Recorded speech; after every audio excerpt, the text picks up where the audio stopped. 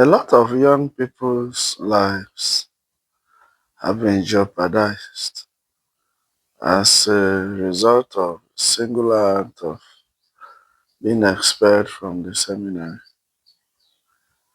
And that for me, though, um, whatever the reasons are, I really can't talk about justification in this case. But then, the life after exiting the seminary is such a life that I don't wish for any young person because it gives you a completely um, a different sense of direction. It disorientates you and then puts you into some kind of um, jeopardy that, if not for certain factors or grace, as the case may be, you might never get yourself again. And that, to a great extent, has pushed a lot of young people into some activities that ordinarily they shouldn't expect in their lives. You know. So I think this basically is coming from the angle that, number one, what the society thinks about an ex-seminarian is so terrible that no victim will readily want to embrace such a society that thinks negative of him. So it is on this note that I've always made this conscious effort to bring to the awareness of the society. It might be a singular voice, but I am doing this and I am beckoning on you to watching and hearing to do your own part.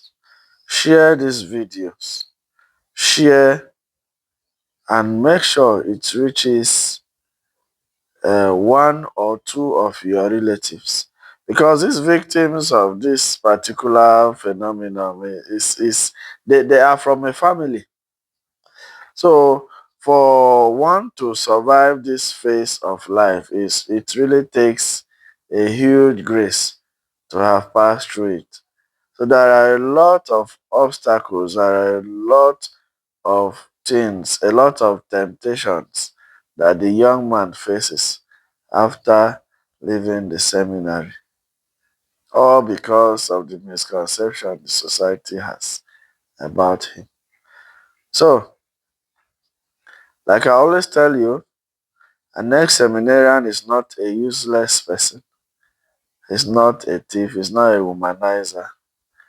For one or two reasons, like every other endeavor, he can decide to leave, or the system might also deem it fit that, okay, this young man, you cannot be here, or for one reason or the other, you know. But that does not in any way affirms him as a very terrible person. So I am and embarking on this endeavor to educate our entire society, especially the Nigerian society, that has a very terrible misconception about the ex-seminarian. So please do well to share and do well to reach out to one or two of these ex-seminarians. They are not far from you. Even the seminarians, make them, those who are still in the system, make them feel that it is the grace of God that keeps them where they are. And the one who has decided to leave, or the one who was asked to leave or was advised to leave, is also by grace. So The ills outside of here that keeps this young man, it's the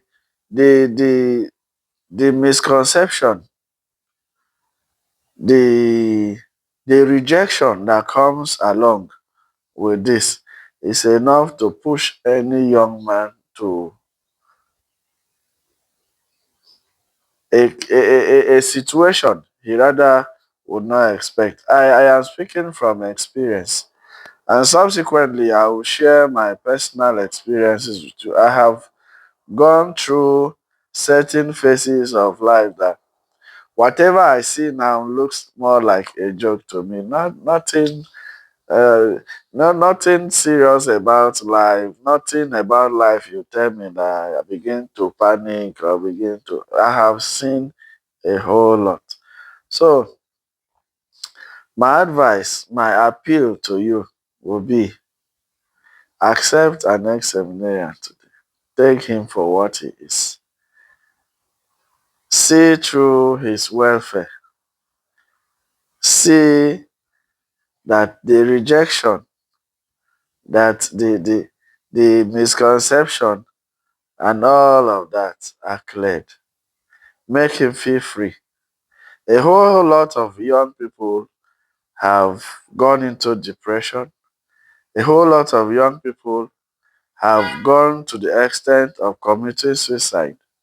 Whole lot of young people have no direction today in life simply because of the singular act of expulsion from the seminary and ultimately what the society says about him.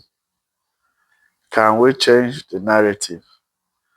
Can we change this story and make our young people much comfortable? This, in a way, I bet you, will help to encourage genuine aspiration to this vocation. I bet you that. A whole lot of young persons are in the seminary because they have entered already and they can't come out even when they are not comfortable. But the question is usually, what would the society say? How do I fit into the society? And then he ends up being ordained and eventually becomes a nuisance to the society. Let us do our part. Let us encourage the young people. It is not a do or die affair for one to be in the seminary. It is a place of discernment. So once I come out of the seminary, it doesn't make me a devilish person. It was only a process, probably, of making me a better person. Let us engage this endeavor and make our society a better place. Touch that one person. Touch that one person and make him feel that he's accepted in the society. And probably, and perhaps, you will see that he is a good person. Try me and you will come back and test me. Drop your comments in the comment section. Like our videos, share, and let us know what you have in stock. Thank you very much, and God bless you as you engage in this saving endeavor.